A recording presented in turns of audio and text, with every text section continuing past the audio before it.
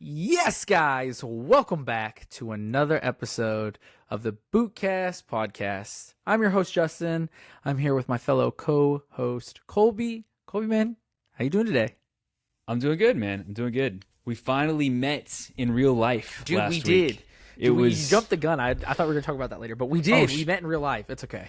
I forgive you. So I signed up for men's over 30.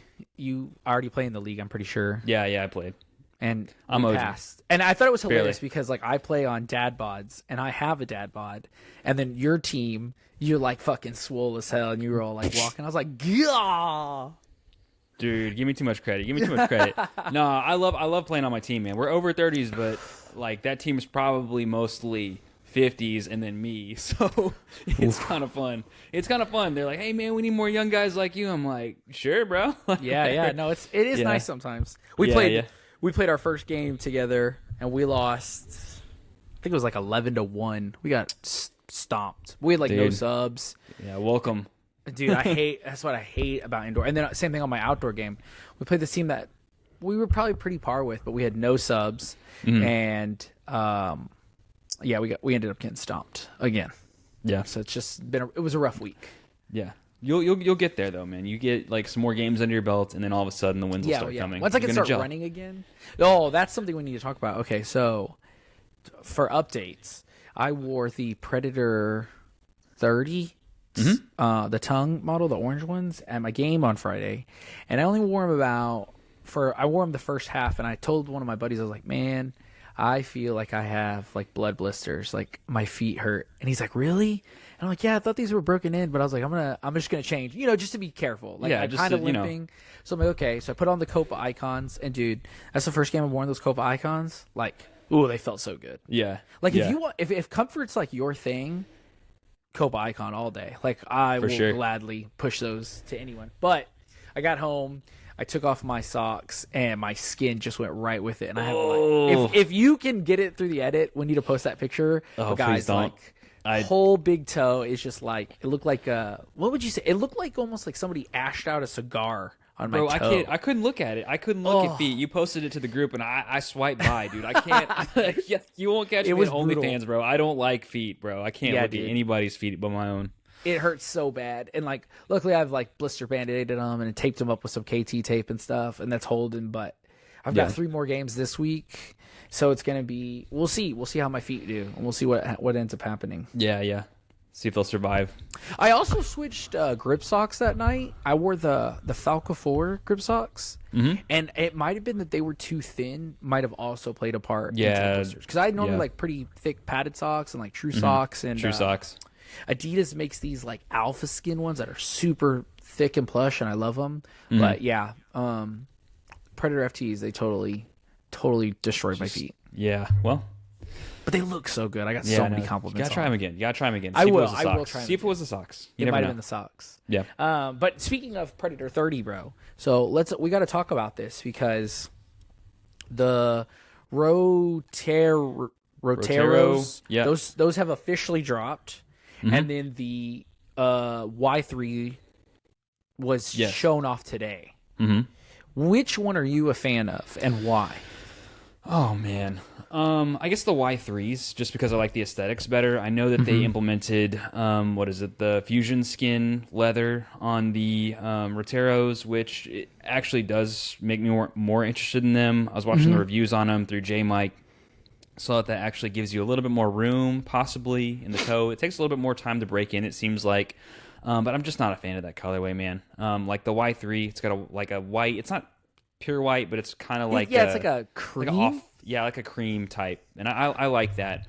I'd never pay those kinds of prices, or the prices that are rumored for it. They're both a premium, right? The Roteiros are what, $300 US? They're $300, yeah. And then the Y3s, which actually I don't think is a markup, because from what I've seen, a lot of retailers switch the FTs from $280 to $300 now. Okay, yeah. Just so I could be wrong. $20. It could just be some retailers, but yeah. So I think that those are roughly in the same, but the Y3s were like, from what we've heard, have been a major markup. Yeah, they did a Real Madrid jersey as well, and that was price hiked too. So yeah, and they also did some goal. I saw they did goalkeeper gloves. Mm-hmm. I think they did a Real Madrid training top and a jacket, and so far that's all I've seen. Yeah. What do you think of that when you get these designers in and they start like kind of price hiking everything? Like, you remember when Prada did Adidas this last cycle, and it was like they put this giant ass tongue on the Copa, and we're like, all right, dude, like, well, I don't even remember what it was, like $300-$400. Did some the speed boots look good though. I thought all three. I thought for what they were, all three. Ass, dude. The Copas were terrible. The Copas were the worst. I would say the Copas were the worst, and then the Predator and the X Crazy Fast were like kind of hand in hand. They were basically all black versus all white. Yeah. But I thought it was tastefully done. You know what I mean? Yeah. You know, the only Prada branding really was what the red stripe on the back. It's really hard because I like the idea of the collaborations. I do think it's cool, and I think sometimes, especially with Y3 Yamamoto's, you always get these crazy colorways from him. Like when he did the F50s, the first pair I ever saw from him were the yellow F50s that was like half lion, half robot, and then they did the dragons and stuff.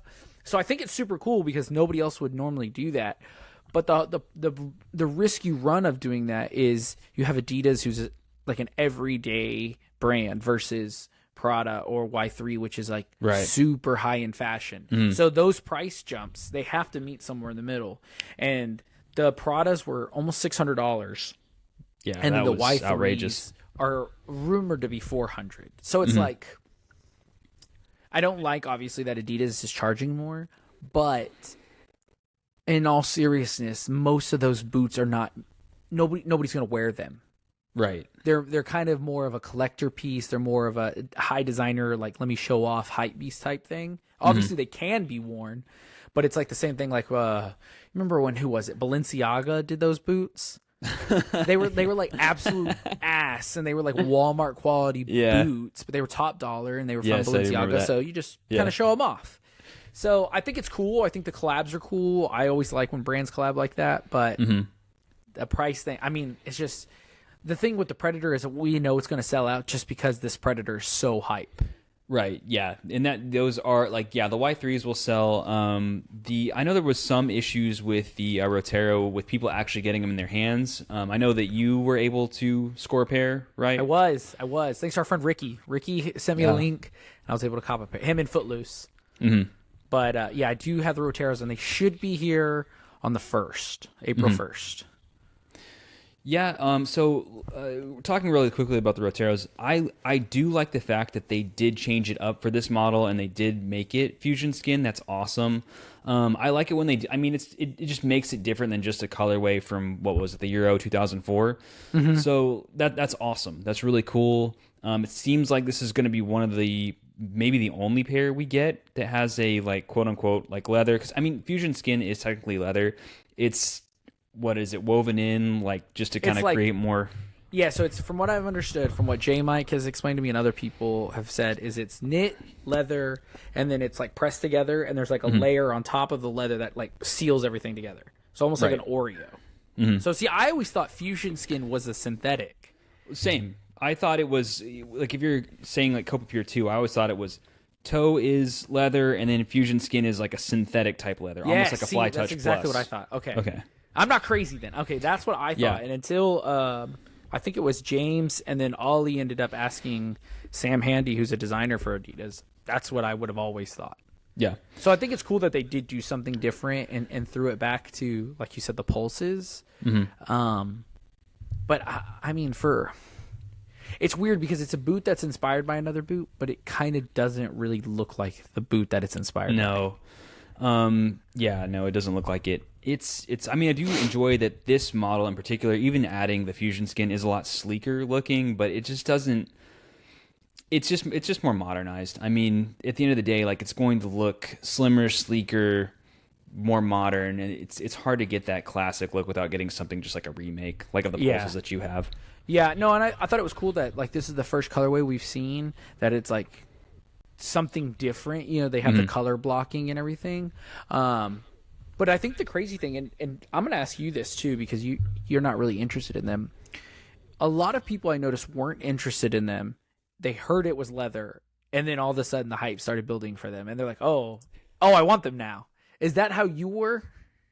You know, just based off of what you've said about them and my foot shape, not really. But then I did hear J Mike say that there is a bit more room kind of around the toe, and it did get me excited, but just I felt like I was already behind. Like for a launch like that for Adidas, especially when you know it's going to be something that everybody's going to want and jump on, I'm usually there like you were or the other guys were on the computer ready to go. I know that Andrew had a weird story where he had it in his cart and they made him pick like sticker choices or something, and then it was gone. So I'm usually prepped for that. I'm usually like ready in the morning, credit card in hand, like ready to go.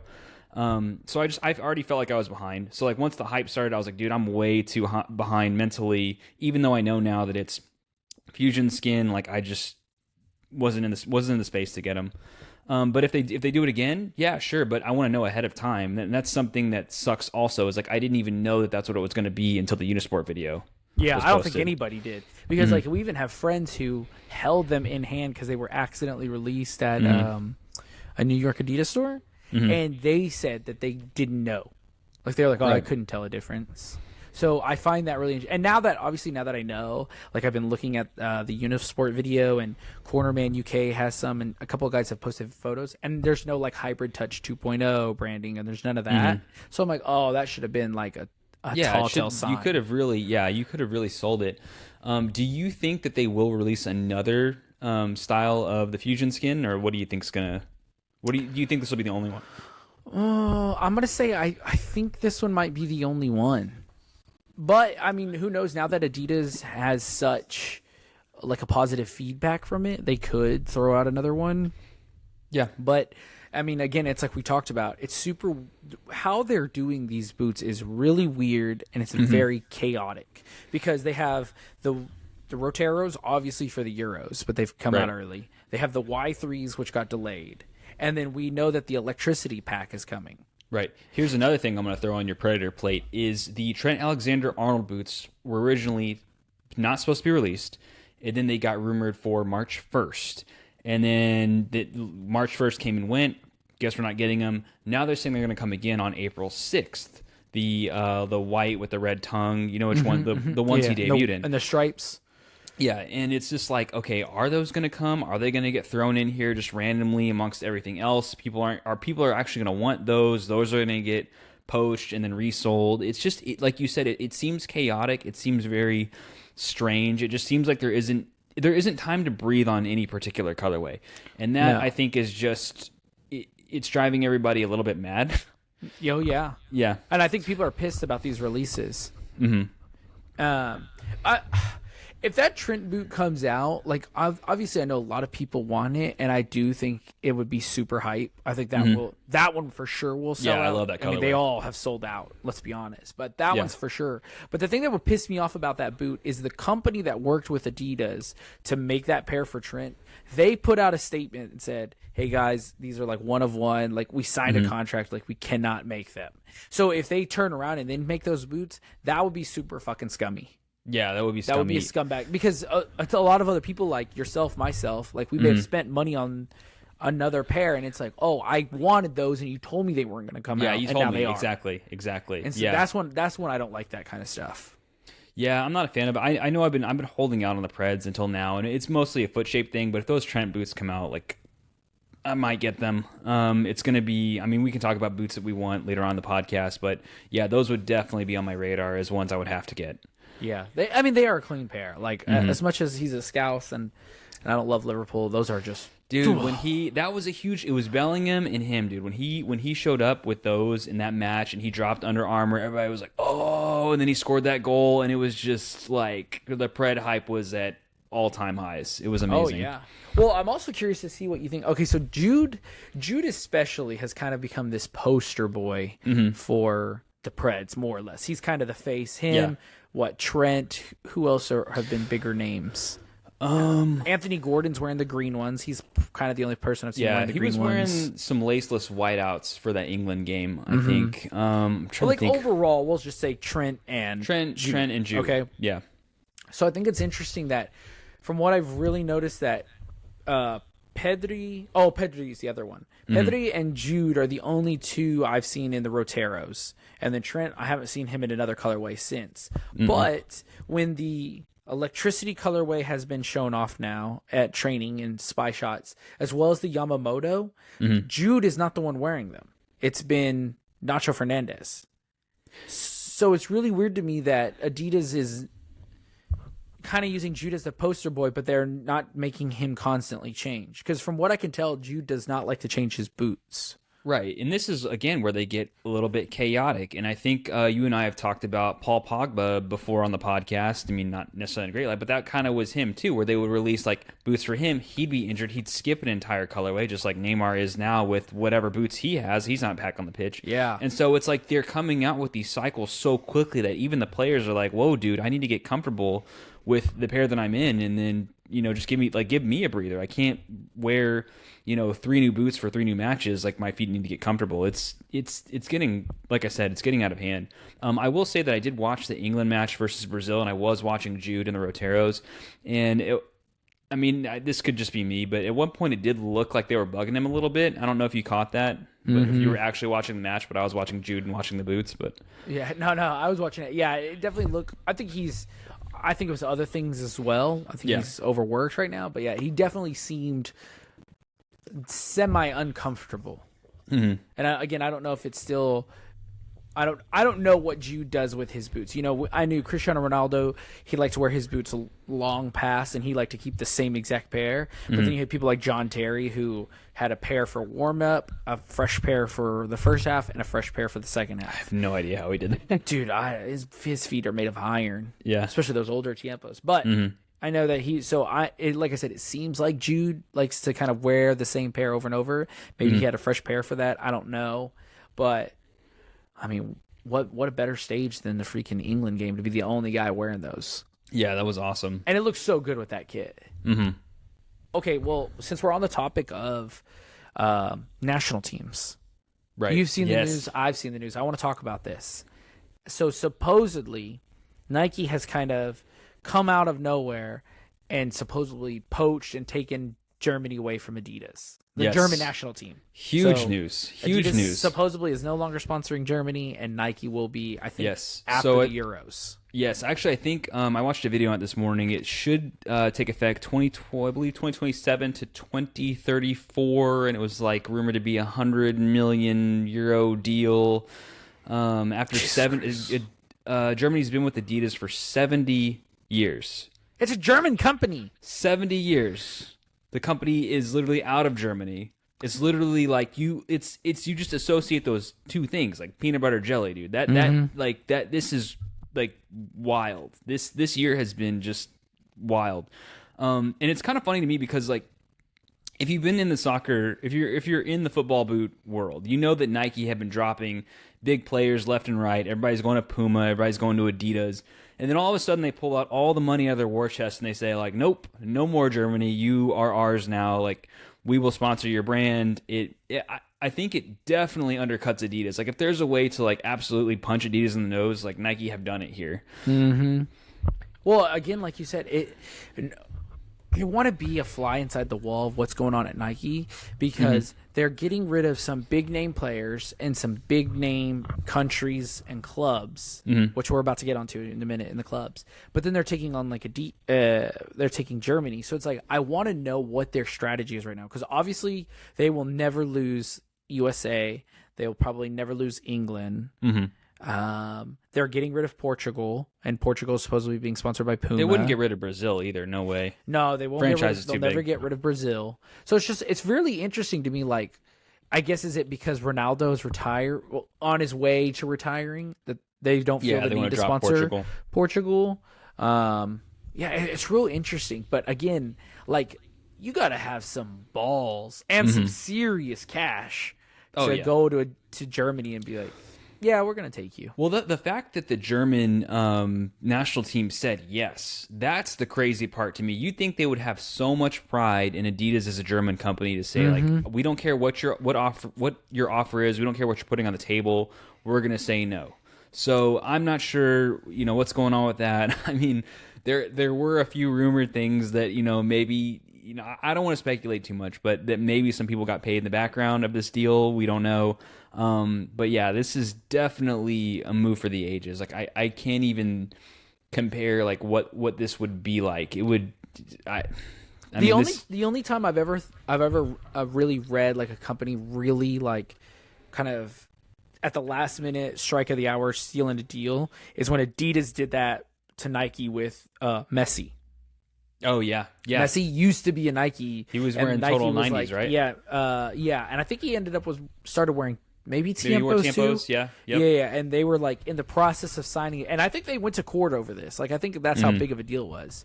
But that's like maybe this is Nike's revenge. But again, it's so weird, like you said, because you would think like Adidas. I mean, I guess it goes to show you that money talks. Money talks. That loyalty is not a real thing. Loyalty, if that's what you want to call it. But you would think they'd be like, oh, let us at least go Puma, another German brand, or something. But no, they're just like, we're going Nike. Yeah, I know. Puma would make sense as well. Yeah, so weird, dude. So wild. But then on the reverse end, I want to talk about the club side. Nike is supposedly ending their partnership with Barcelona.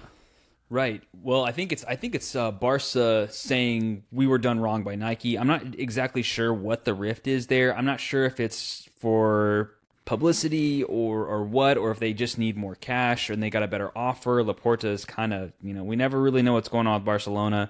Obviously, the last 3 years we've seen a few 10, 20 years. Yeah. Yeah. For a while, years. Some weird stuff going on with the finances over at Barcelona. So maybe, I don't know, maybe they're just throwing a fit. I saw that Nike wants to, I guess, make amends and not let that partnership break down, but we'll kind of see what happens there.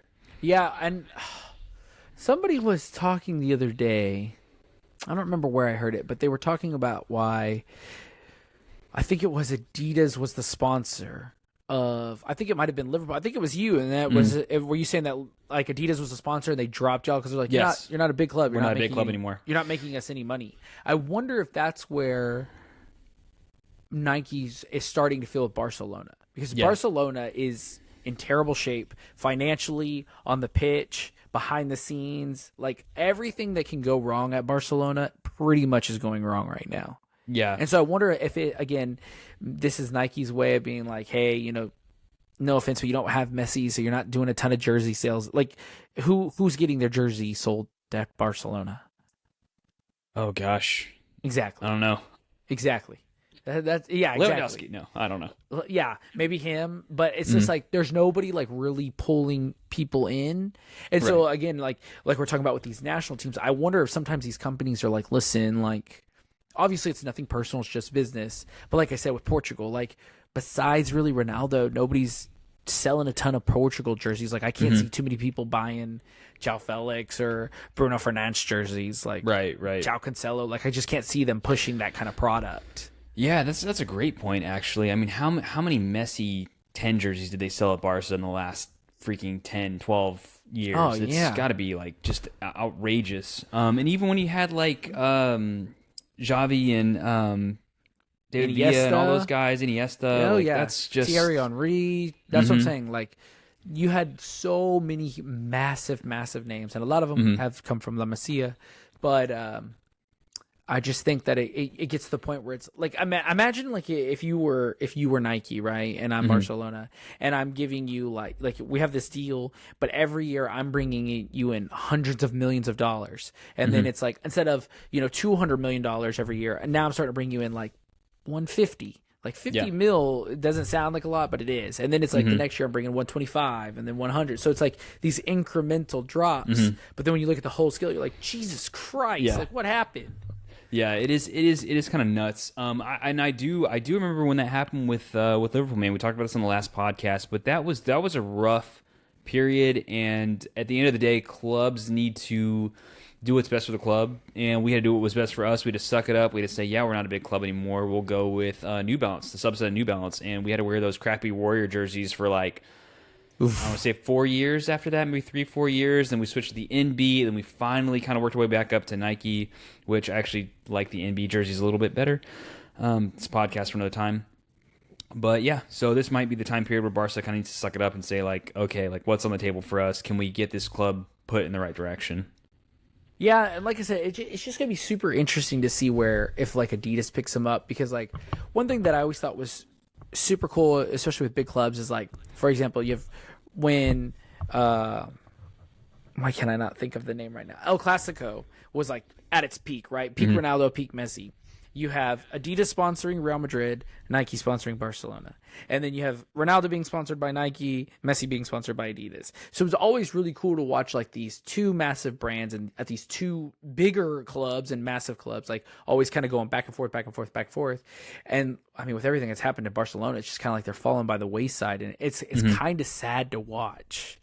Yeah, it is. It's tough to watch, dude. But whenever, I mean, you have all of these like golden generation eras, the like 2010 to what 2016, 17 era for both of those clubs was just amazing.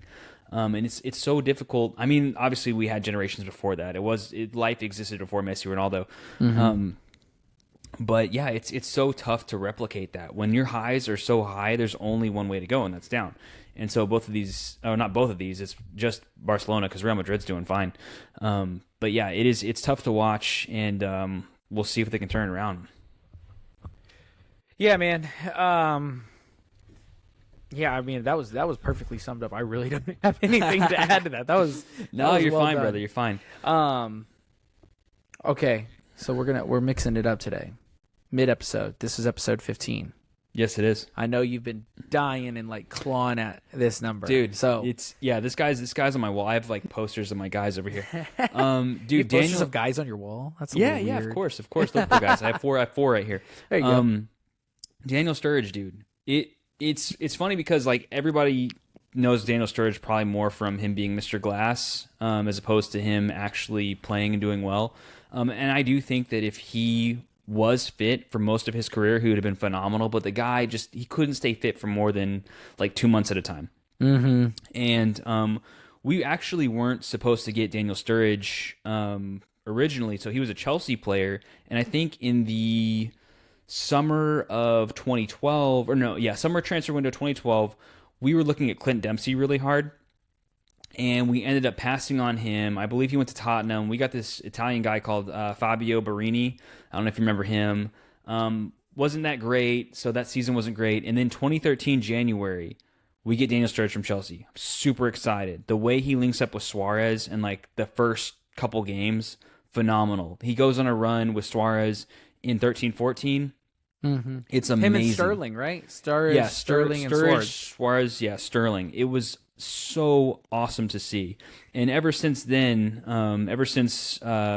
Suarez left, Sturridge stayed, Sterling left, it was like Daniel Sturridge just could not capture that same form as 13-14.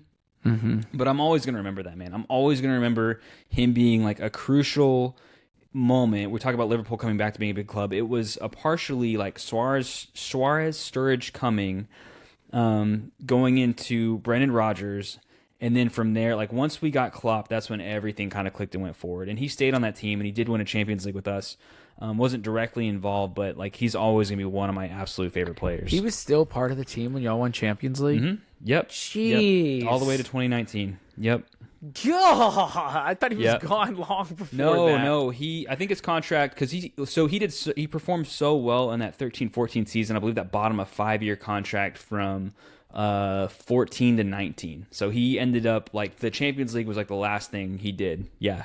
I mean, that's super cool. I know that he's kind of had he's retired now, but he had a tough. He's on Sky now. Yeah. I was gonna say he had a tough time, and he definitely is.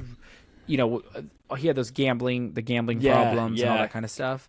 But I love listening to him on Sky. Mm-hmm. Like all the Sky people, I kind of like for different reasons. But I do think that Sturridge kind of leans along the lines of how Gary Neville and Jamie Carragher are, where they're very well spoken and they can speak from like what it's like to be on the field, and I think Daniel Sturridge does a phenomenal job at that. Yeah, he's awesome at it. Yeah, I love him. I like that it's gone in a good direction for him, because it wasn't looking good. I think he went to Australia. He went to, I don't know which Australian club he went to, but he was just completely unfit there. He went to Turkey for a little bit. Didn't he try to play at West Ham too for a minute? I think he went. Was it a loan? He might have done a loan to. It wasn't West Ham. It was not Brighton. No, maybe it was Brighton. One of those. Okay. Yeah, somewhere in that like mid-table. And it did not to low last. I remember that. No, he did not do well. But anyways, yeah. So he actually did stuff on his own, and then through YouTube or something like that, and that's when Sky picked him up, and he's been doing a great job with Sky. So. Yeah, love the guy. Absolutely love the guy. So again, another Liverpool player who I did enjoy. Like, he was just a fun dude to watch. Yeah. And he was so fast. He had that little, like, the arm thing he did. But yeah, so fast. Glass cannon, though, for sure. Glass cannon. Like, prime glass. Like, that is him and maybe Ox. Mm-hmm. Oh, like, yeah. You're like, those are the guys you're the most like, what could have been? Oh, like, if I know. you could have walked potential. for longer than a week. Yes. Yeah. Some people just break down, dude. Like hamstrings, like the hamstrings that constantly pop and tear, or not pop, but they constantly tear. Like, you have to just wonder about those guys and wonder if their bodies were actually like fit structurally to like maintain that kind of stress. And so it does take a certain type of human to be able to actually compete and play at a high level. Oh, for sure. And I'm sure it also comes down to, like anybody else, these guys are highly competitive. That's their job. They want to get back out on the field as fast as they can, everything like that. Like, I'm sure you've seen that video of Roy Keane after he tore his ACL and he's like slamming the leg weight thing. It looks absolutely insane, but he was just like, he's like, all I cared about was like getting back on the pit. And that's how Wayne Rooney was. And so, you got to wonder too, like in the long run, what these guys, and like you said, that 13-14 season, like, he was putting miles on his legs. Oh, like, that's why I think Sterling is kind of, even though he's like 31, he's like, I think he's burned very brightly and has played at a high level for so long, but those legs, same thing with a lot of Klopp's when they players. start him so young. Do you remember, he actually lasted a lot longer. I think he just retired this year. Theo Walcott started at like 16, 17 with Arsenal. Has just been going, he went for such a long time. Like, you always thought Walcott was older than he was because he started at such a young age, but yeah, he was a baby. Yeah, no, my number 15 is Nemanja Vidic, obviously. When Man United fan, the guy is probably one of the most unsung heroes when it comes to center backs, and I mean, he's part of like the greatest pair ever with Rio and Nemanja. I always liked Rio more, just personally, and I like Rio's personality, but Nemanja Vidic like cannot be understated. That dude was a monster. Right. He was that's like the kind of defending I miss. Like, just an out and out, like that was his job, was to defend, and that's what he did well. So like, multiple Champions League winner, I'm sorry, did he win multiple? I'm sure he might have only won one. No, he only won one Champions League, I think. But Champions League winner, multiple Premier League titles, FA Cups, everything. My club actually won trophies. But, that dude got turned upside down by Fernando Torres. I do remember that one game. Yeah. Literally one game. Yeah, but that's the one I remember though. That's one everybody remembers. That's that. You know what's so funny is like that's one of those ones where it's like that one game and one incident happened, and now like that's like played telephone. So people are like, oh, Torres was always beating Nemanja. It's like, bro, they played against each other like 4 times. How do you think I feel when Gerrard slipped one game, his like whole career in a crucial moment? And that's all people post about. Anytime Steven Gerrard's brought up, all like these haters post about is that freaking slip, bro. You know what's so funny is everybody gives him such a hard time for the slip, but nobody ever gives John Terry the I know hard time for the Champions League slip. Champions League final, yeah, dude, you got to be kidding me. I know, and if he would have made that, they would have won. But nobody gives JT a hard time. It's probably because he won every trophy and then he ended up winning the UCL. And yeah, he won the UCL. Like if Stevie G would have won the Premier League in a different year, I don't think the slip would be a thing now. All right, look. I know this is a podcast about boots, but the way that John Terry won his UCL versus the way Steven Gerrard won his UCL is, I mean, come on. You saw Chelsea, right? 2012 freaking Park in the West against Barcelona. I mean, come on, dude. Hey, it worked. Who cares? It worked. Hey, they shut down that tiki-taka shit forever, so. Oh, yeah.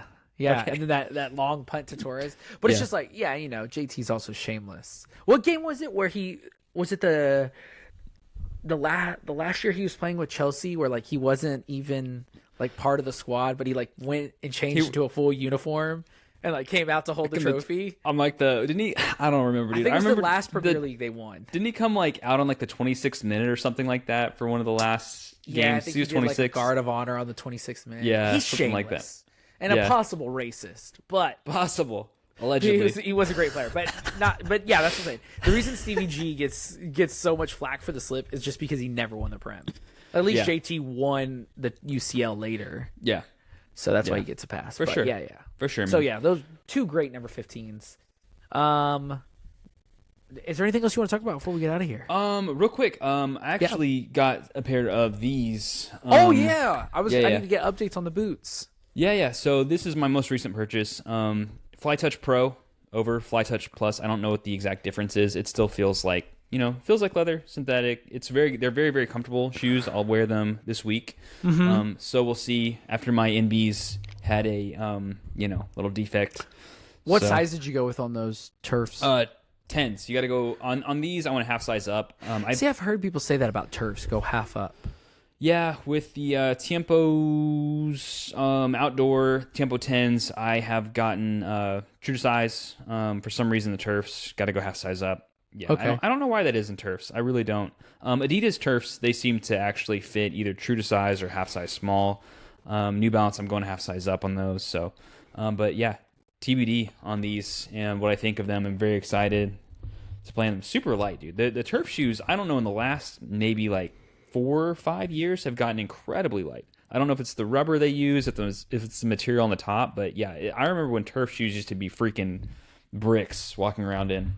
Oh yeah, well, okay, yeah. And small update. Oh, before I continue, have you used the GXs? Are they still fine? Yeah, we did this. GX update. They're still fine. I'm not gonna pull them off the shelf. You guys have y'all are tired of that. I know. Okay, cool. So yeah, my small update. Predator 30s tore up my feet. Koba Icons were insanely comfortable. Rotero's on the way. Roteros are on the way, and I will show those off as soon as I get it. And then I'm excited to see the differences between the Roteros. We'll do a whole episode and breakdown of them once I have them. And then I wore the Precision Point 1 turfs. Yeah. And my foot never came out. Yeah. They were insanely comfortable, but they were also very heavy. Yeah. And my feet felt like they were heavy. So change it up. No. What other turfs do you have? I have a pair of Predator Freak Pluses. Mm-hmm. I have the last CR7 colorway from like the chapters. I have those in turfs. You got to wear those. Indoor for the I just like my Preds. And then I have a pair of Tiempo Legend 6 turfs that I don't wear. I've worn those. Those are my least favorite ones. The sevens were good. They were a little bulky. Yeah, the 6s definitely. I probably should have gone half a size up. The 8 turfs were crap because they didn't have the quad fit in them, and the leather was really thin. The 9s were good. The 10s, these look good, man. They look good. Yeah, that's my only update. You got anything else? No. Like I said, the small updates. I got a game tomorrow, so we'll keep going. We'll see how we're feeling. I'll let you guys. I'll give it a toe update. You can give me GX2 updates, and I'll give toe updates. If you want to see my toe, send me a DM at Texas Cleat Collector, and I will gladly send it to you because I've sent it to so many people, and they're like, dude, that's awful. I'm like, I know, it hurts. If you like looking at feet, just message just Justin. Literally my toe. I'm not showing anything weird. That'll cost you extra. Just this blistered up toe. All right, Colby. I told them where they can find me. Where can they find you?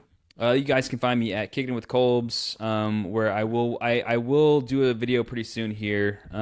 It's something I'm very excited about. So he's lying. No, Justin knows.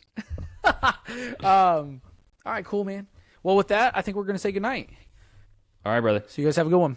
All right, good night.